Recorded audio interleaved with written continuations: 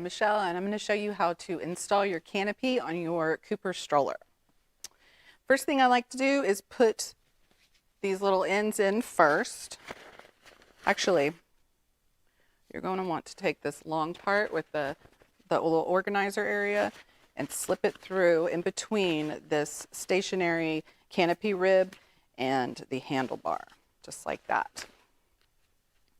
Then you're going to want to zip it up around the canopy rib, like so.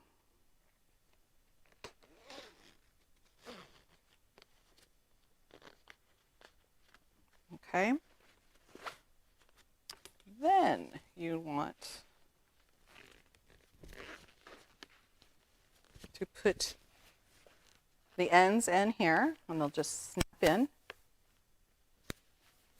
1, 2. Then don't forget your little snap here on the side.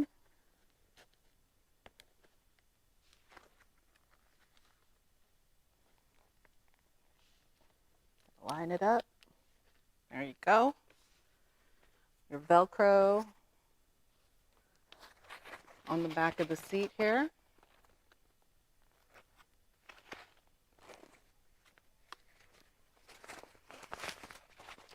Snap it on the back of the seat.